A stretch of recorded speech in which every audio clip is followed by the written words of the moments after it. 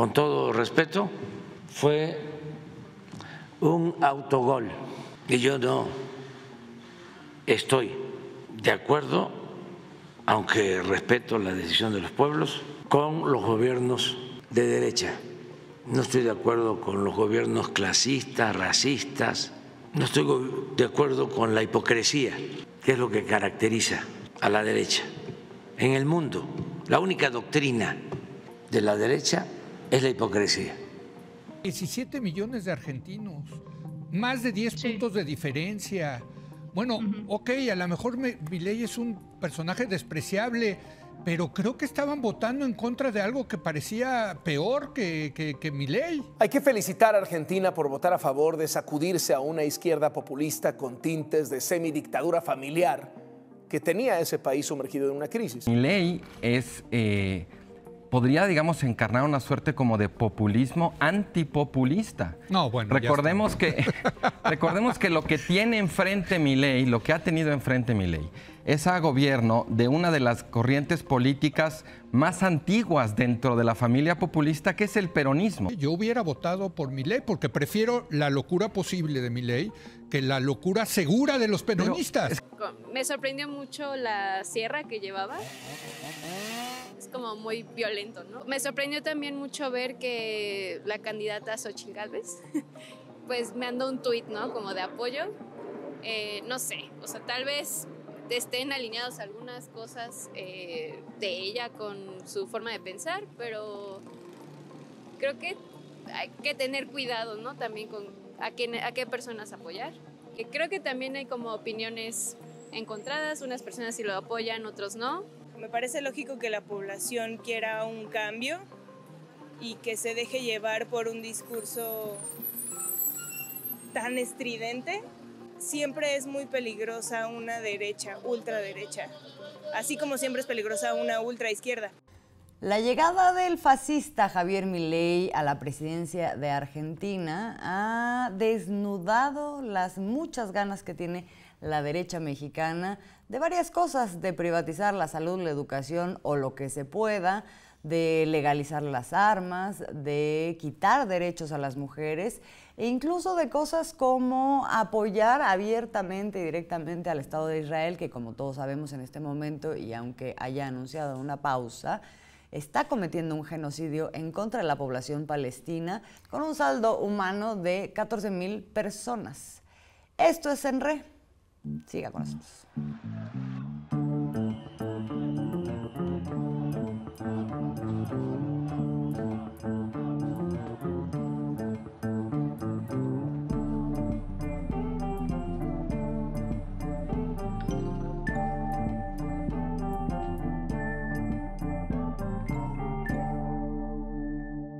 Bienvenidas, bienvenidos a otro episodio de ENRE. Somos Alina Duarte, Oscar Camacho y Azul Alzaga. Y en esta ocasión vamos a hablar de una derecha mexicana que al parecer, o así lo ha dejado ver, babea por un personaje como el siniestro Javier Milei, que ha sido votado en Argentina para ser presidente.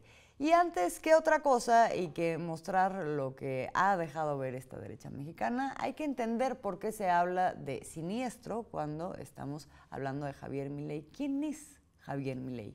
Aline. Bueno, pues primero Javier Milei, el próximo presidente de Argentina, que pues preveíamos que tal vez no fuera así y ya vimos que lamentablemente va a ser así. Es un personaje que nace en 1970 en Buenos Aires y pasó rápidamente de ser un profesor de economía a ser todo un showman mediático, ¿no? Un personaje que además lo retrata bastante bien. Atilio Borón dice Milei era un outsider en el campo político, más no así en el mediático. Mariana Moyano, la periodista lamentablemente desaparecida hace pocas semanas, comprobó que aquel fue el economista más consultado del programa de radio y TV en 2018.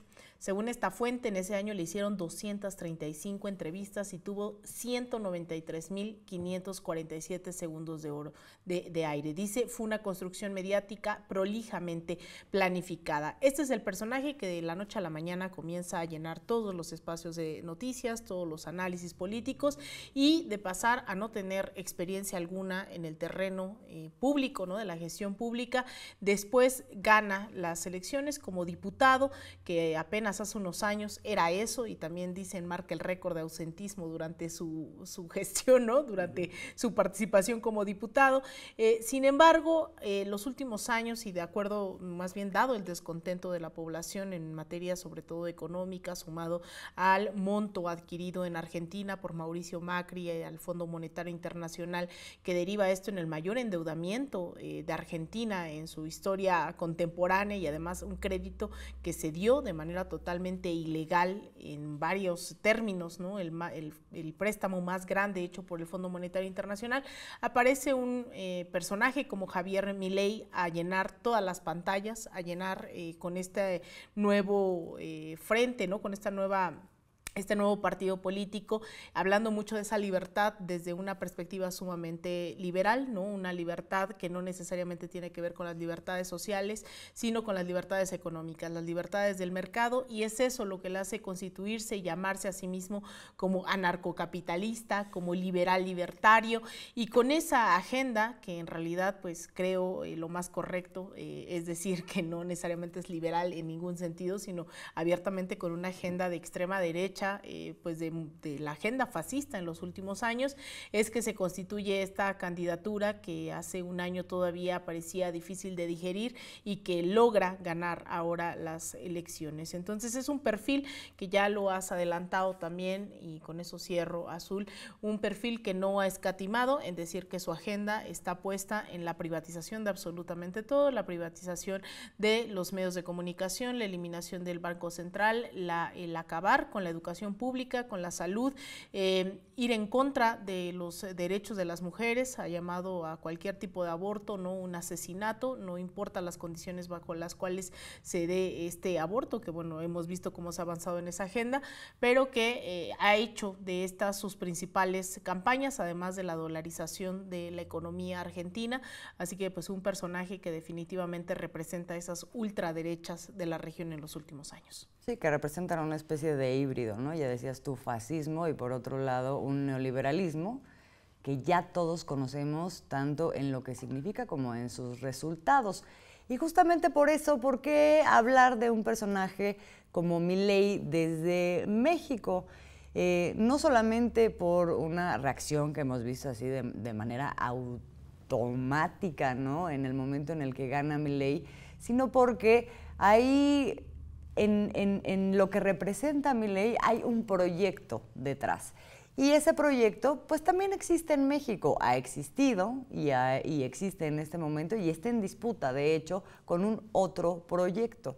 ¿Qué está pasando en estos días? Que nuestra derecha mexicana pues babea por un personaje que es capaz de decir abiertamente una serie de cosas que aquí se quieren recuperar, que en otro momento se han realizado por parte de los partidos hoy de oposición, y unos más a la derecha que otros, pero sin duda la derecha económica, y que en este momento no lo pueden discursar porque están a contracorriente de lo que es un pensamiento mayoritario en México. Entonces dice el presidente, pues qué bueno que esté pasando todo esto, porque al final lo que nos permite es desenmascarar lo que realmente piensan y lo que realmente quiere esta derecha mexicana. En estos días lo ha mencionado en repetidas ocasiones en su conferencia matutina, al señalar además las muy profundas diferencias que guarda con el personaje de Javier Milei. Vamos a escuchar.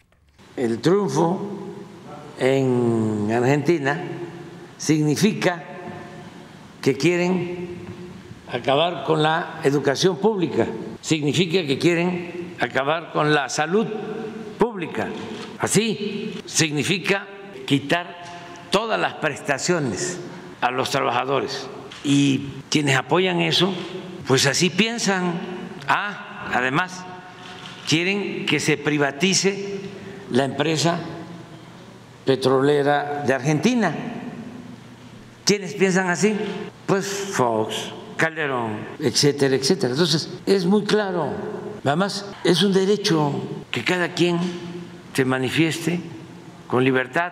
Lo que estaba mal antes era la hipocresía, el que se tuviese un discurso aparentemente moderado para quedar bien con todos, cuando en realidad se tenía una postura en favor de las minorías. Entonces ahora ya no hay eso y está muy bien, muy bien. Imagínense si todos ellos, los que están ahora contentos con lo de Argentina, celebran la Revolución Mexicana. Pues no, porque ellos son realmente simpatizantes del porfiriato. No lo expresan así abiertamente porque simulaban y había mucha hipocresía. Ahora no, ahora es fuera máscaras.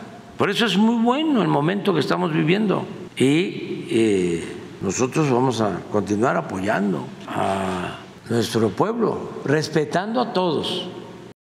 Bueno, fuera máscaras, dice el presidente, y vamos a ver cuáles son las máscaras que se han quitado, y escogemos como primer personaje a alguien que ni más ni menos quiere llegar a la presidencia, y ese es Xóchitl Gálvez. Ya hemos hablado en diferentes ocasiones de ella. Es la candidata por el PRI, PAN y el PRD, que hoy son oposición, pero que por mucho tiempo pues hicieron este maridaje con el que pudieron avanzar en justamente estas políticas de privatización y de tráfico de influencias, de corrupción, en un modelo que ahora se está intentando dar la vuelta y llevamos 4 años casi, bueno, 5 años ya en ese proceso. Ese es Xóchitl Gálvez, que por momentos se quiere desembarazar o desafanar de lo que realmente representa. ¿Qué dice Xóchitl Gálvez en el momento en el que se anuncia el triunfo de Milei? Dice: en Latinoamérica soplan vientos para mejorar nuestros países. El pueblo argentino le puso un alto al mal gobierno y los malos resultados, hablando del peronismo. Mi reconocimiento por esta histórica jornada electoral. Felicitaciones al presidente electo, Javier Milei. Este es el, ya no se dice tweet, no sé cómo se dice, el X de Xóchitl Gálvez en este primer momento. Voy a repetir nada más una frase: soplan vientos para mejorar nuestros países, ¿no?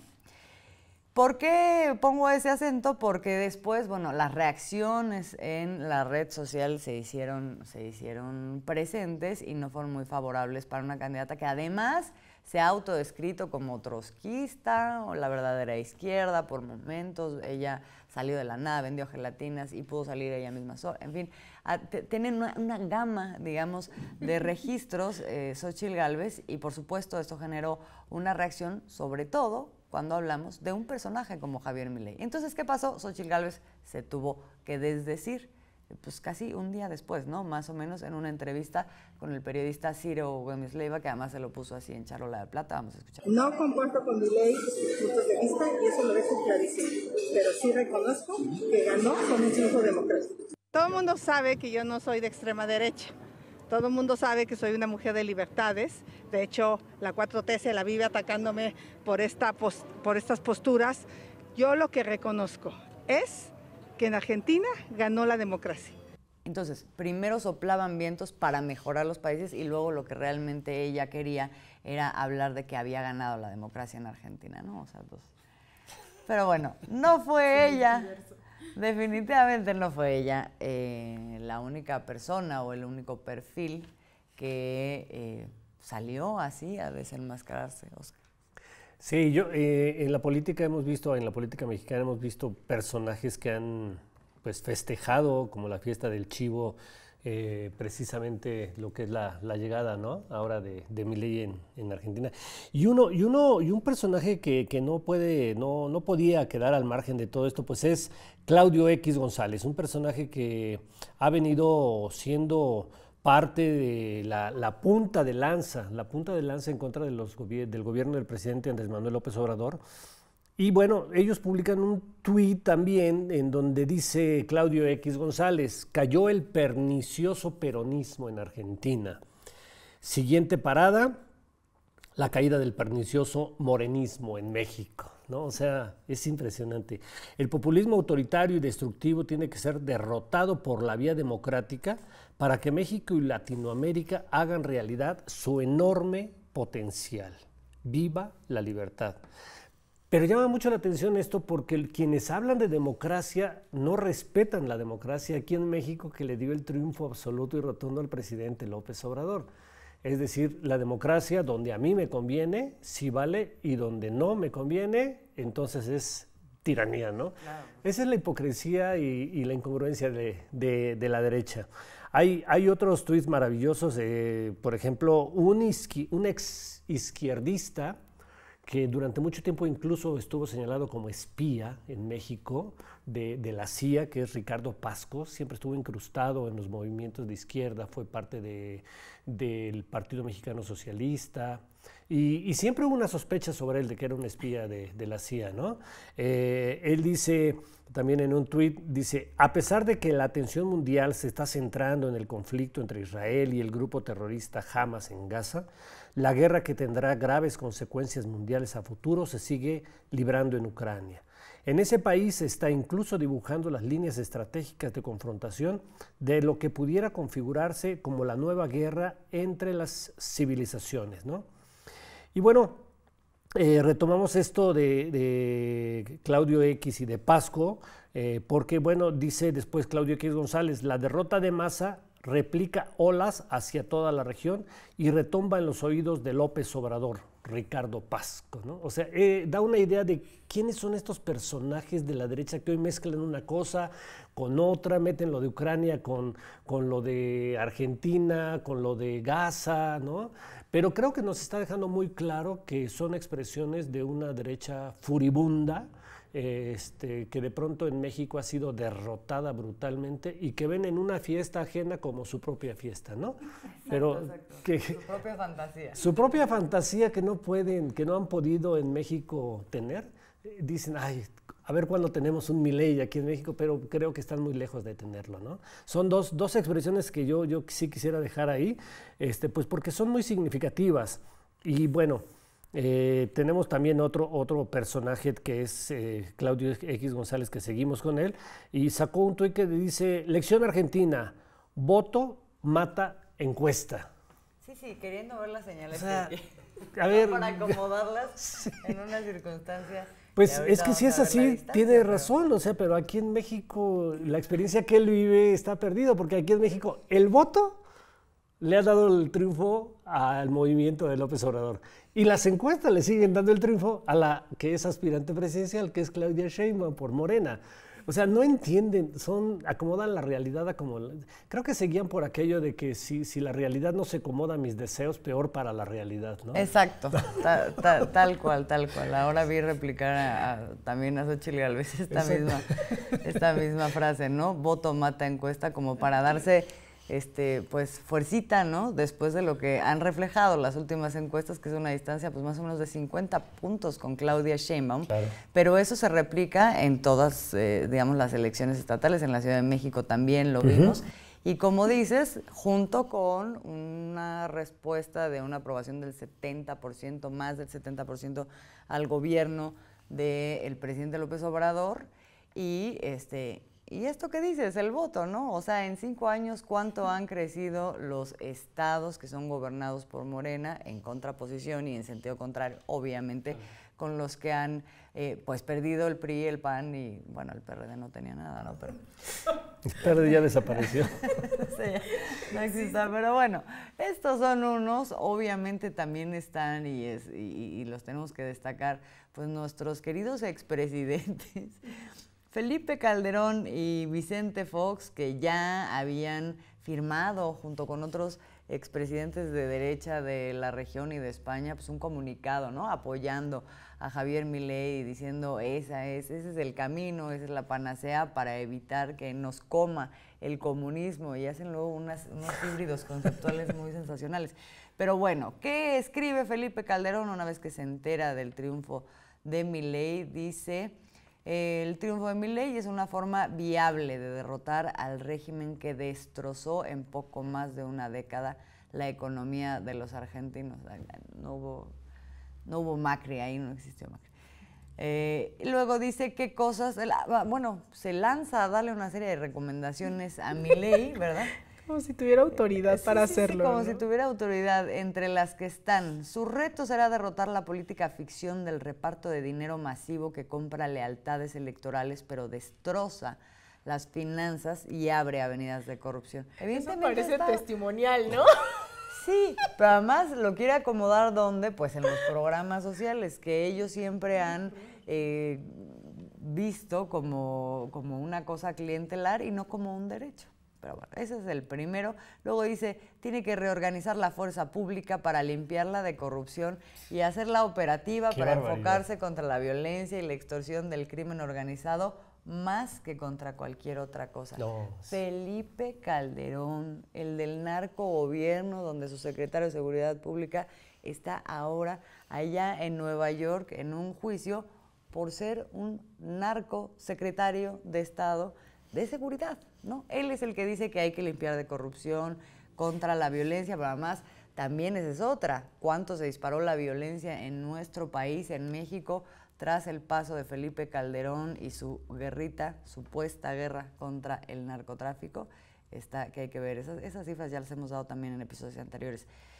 Dice Felipe Calderón que prepare un gabinete y un plan con mucho más cuidado que el que tuvo para preparar su último debate y tenga la habilidad política para tomar medidas inevitables que debe tomar sin hundir socialmente al sufrido pueblo argentino. Lo que sea que quiera decir, ¿no? O sea, aquí la frase clave son las medidas inevitables. Esto, bueno, pues ahora les vamos a tener que zorrajar recortes, gasolinazos, ¿no? Todo lo que viene con el paquete de privatizaciones y, en fin.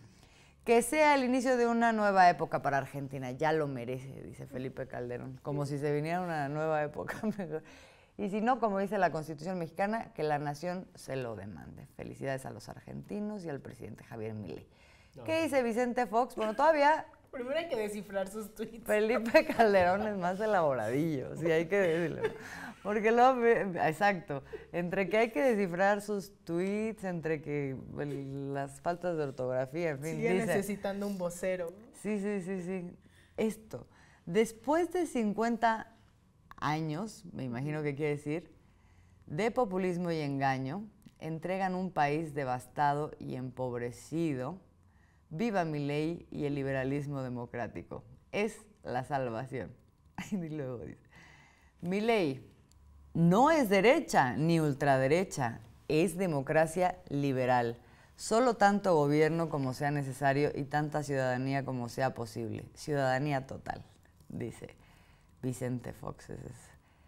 También, ¿no? El rey del fraude y de otras varias cosas. El que se vendió a sí mismo como, igual, ¿no? En esa época como una especie de antisistema que iba a luchar contra el priismo, ¿no? La famosa transición democrática que nos prometían, ¿no? Exacto, y nos salió con el mayor representante del establishment posible, ¿no? Que lo vino a replicar todo. Bueno, estos son personajes de los que hay que hablar desde luego, que por lo que representan, no sé si representan, pero representaron y hay toda una historia ahí. Y también está otro gran personaje del que hablamos el episodio pasado, que es el empresario Ricardo Salinas Pliego. Ojalá puedan revisarse ese episodio para entender un poquito más del contexto y de por qué hoy lo retomamos. Ricardo Salinas Pliego, que se autodenomina también libertario, ¿no? Y que escribe: no hay mal que dure 100 años ni pueblo que lo aguante, sigamos luchando por echar atrás el virus comunista y toda la ideología podrida que rodea a esos parásitos mantenidos en cualquier parte del mundo donde se quiera arraigar. Luego felicita a Javier Milei y, entre otras cosas, dice que viva la libertad y la prosperidad incluyente. Ricardo Salinas Pliego es muy incluyente. Luego dice, hoy toda Latinoamérica vamos a irnos a dormir con alegría, esperanza y esta bella vista desde el búnker de Javier Milei, celebrando su victoria sobre los zurdos de mierda, hambreadores, opresores y autoritarios. Toca nadar en lágrimas de escoria zurda. Así que dense vuelo llorando aquí en los comentarios. Y pone su manita así.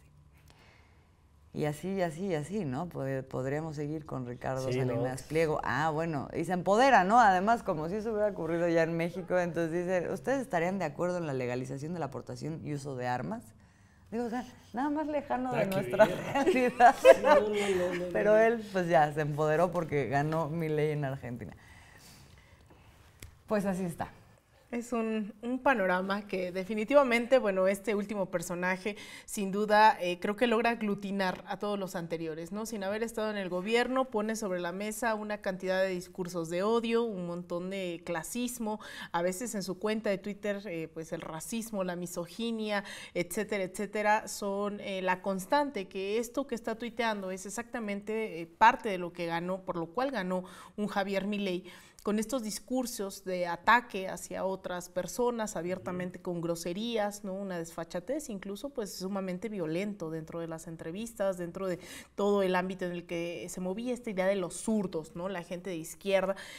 Sin embargo, Salinas Pliego, Vicente Fox, Felipe Calderón, todos estos que acaban ustedes también de enunciar, son sintomáticos dentro de la región. Aquí tienen esos apellidos, pero se han reflejado dentro de las derechas latinoamericanas en los últimos sobre todo 10 años con estas particularidades, en los últimos 20, bueno, haciendo uso también de los medios de comunicación, del Poder Judicial, y destacar que Milei representa también esa concreción de proyectos racistas, misóginos, que creo que hay un punto de quiebre en el año 2017 que llega Donald Trump a la presidencia y empieza a impulsar a través de una serie de reuniones, que mucho se habla del Foro de Sao Paulo, mucho se habla de estas cumbres de izquierda, ¿no? Como el demonio andando en la región, pero lo cierto es que ellos también tienen esos espacios, como la cumbre de CIPAC, esta conferencia de acción política conservadora, que fue hace un año justamente aquí en la Ciudad de México, en donde estuvo Javier Milei, donde estuvo el hijo de Jair Bolsonaro, donde estuvo José Antonio Kast, que era el Milei chileno, o el Jair Bolsonaro chileno, ¿no? Son estos personajes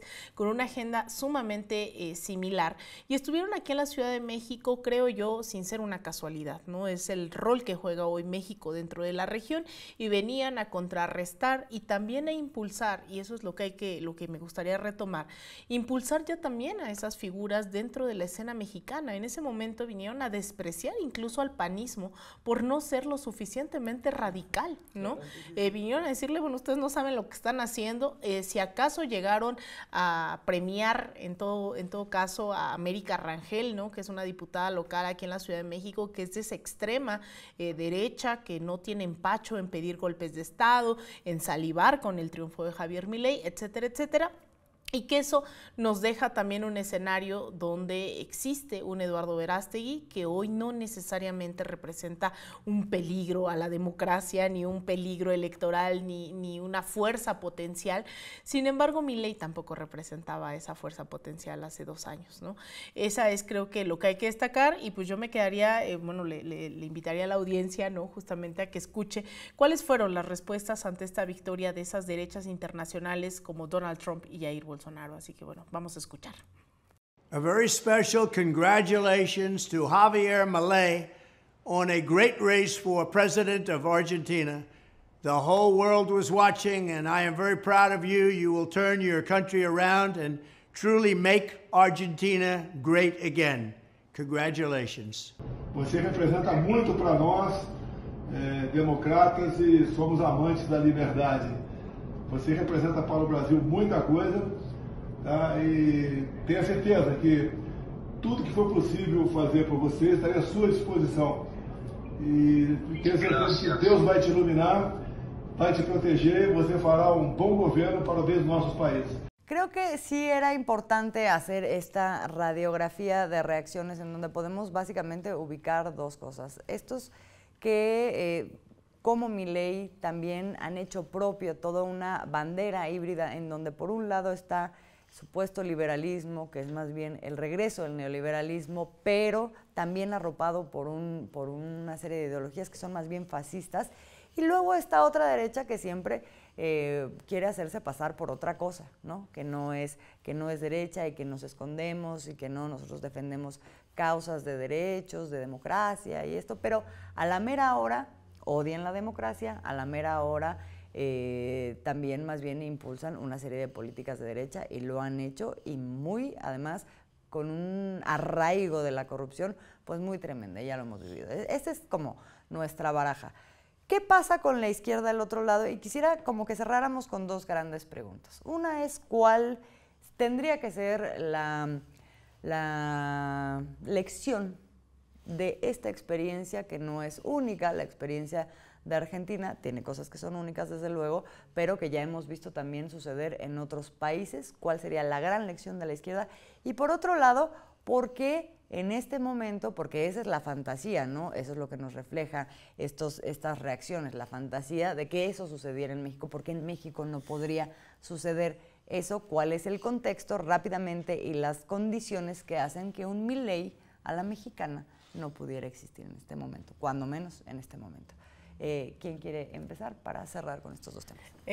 Bueno, estos personajes lo que tienen característico dentro de la región es que no van como individuos nada más que se van creando a sí mismos. Son las condiciones específicas de la correlación de fuerzas entre las izquierdas, las derechas y también las grandes crisis, ¿no? Un Milei como este es posible no hace 5 años, no sabemos si en 5 años sería posible, pero es posible en este momento porque hay una situación económica devastadora provocado por el tema del Fondo Monetario Internacional, pero también por la inflación dada la crisis en Ucrania, ¿no? La guerra en Ucrania que provocó grandes inflaciones. El caso de México no es así, hay una contención bastante, digamos, fructífera, ¿no? Y exitosa de todo lo que pasó en el resto del mundo, que se vivió con especial énfasis en un país como Argentina, y ahí es en donde surgen en estos momentos de crisis los grandes fascistas en la historia, ¿no? Crisis económicas generalmente, y Argentina es el caso. Pusieron además al ministro de Economía, a quien relacionaban directamente, ¿no? Digamos, pusieron de candidato el kirchnerismo, el Frente Amplio